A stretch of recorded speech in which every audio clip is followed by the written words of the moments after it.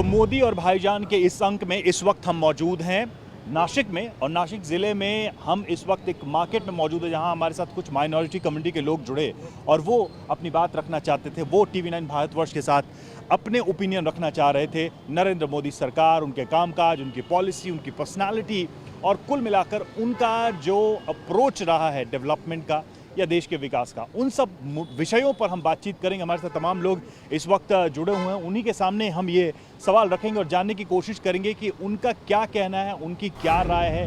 कभी खुशी कभी गम। कभी खुशी कभी गम। अच्छा, तो कहाँ खुशी है कहाँ गम है ये बताओ। जो GST का जो मार्केट में जो चल रहा है, GST की वजह से मार्केट की पोजीशन बहुत टाइट है। अच्छा। बहुत महंगाई बढ़ी है। वो आके सड़कों का डेवलपमेंट हुआ है, आपको लग रहा है? हो रहा है, चालू है, बेहतर है।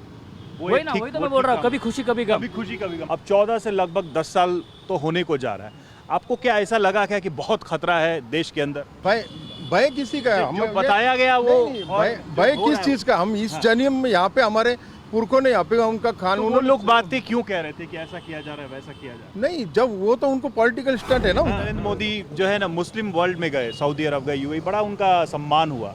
आपको लग रहा है कि वो कोशिश कर रहे हैं अरब वर्ल्ड से नज़दीकियां बढ़ाने की, और ये कैसा प्रयास है? ये ठीक प्रयास है? आप इसको कैसे देखें? बहुत अच्छी बात है ये। भारत जो है वहाँ के मुस्लिम जो है अरब कंट्रीज़ में जाते हैं, वहाँ से इकोनॉमी बढ़ती है। हाँ, बहुत सारी इकोनॉमी यहाँ आती है और तो उससे ये तो अच्छा है ना कि अगर बहुत अच्छी उस बात देश है। से अच्छे संबंध बने, अच्छे इकोनॉमी संबंध बढ़े, तो जो लोग जा रहे हैं उनको भी फायदा। फ़ायदा होता है। वहाँ नौकरियाँ जब मिलती है तो यहाँ पर पैसा आता है, डॉलर्स आते हैं। और अभी हमने उससे ये हमारी भी economy- देखा कि कुछ दिक्कतें आई थी, जैसे कोरोना का टाइम था या युद्ध शुरू हुआ, तो कई देशों में जो लोग फंसे हुए थे उनको निकालने में बड़ी आसानी हाँ, हुई, लिफ्टिंग हुई। और उन देशों ने भी बड़ी मदद की। बिल्कुल लिफ्टिंग हुई, वो उसकी तो हम सराहना करेंगे। सराहना कर रहे हैं आप। बिल्कुल। नरेंद्र मोदी के सामने कौन, आपको क्या लगता है क्या होने वाला है? नरेंद्र मोदी के सामने कोई है? विपक्ष एकजुट हो रहे हैं? ये चैलेंज दे पाएंगे? कोई चैलेंज नहीं।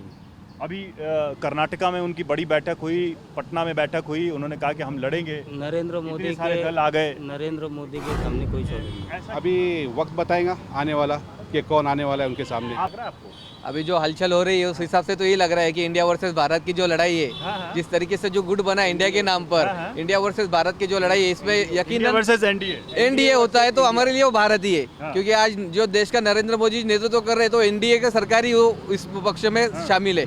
तो उस हिसाब से जो इंडिया वर्सेस भारत की जो जंग है, उस हिसाब से आने वाले कल में इंडिया ही बाजी मारेगा। अलग अलग राय निकल के आई, कई सारी नीतियों पे लोगों ने कहा कि कुछ चीज़ें अच्छी भी हैं, कई जगह लोगों ने क्रिटिसाइज़ भी किया। लोगों का ये मानना है कि कहीं ना कहीं मुस्लिम समाज के मन में, इस तबके के मन में कई सारे सवाल हैं, कई सारी आशंकाएं हैं। सरकार को उस पर ध्यान देना होगा, इन सवालों को चुनाव में रखना होगा जो असल मुद्दे हैं।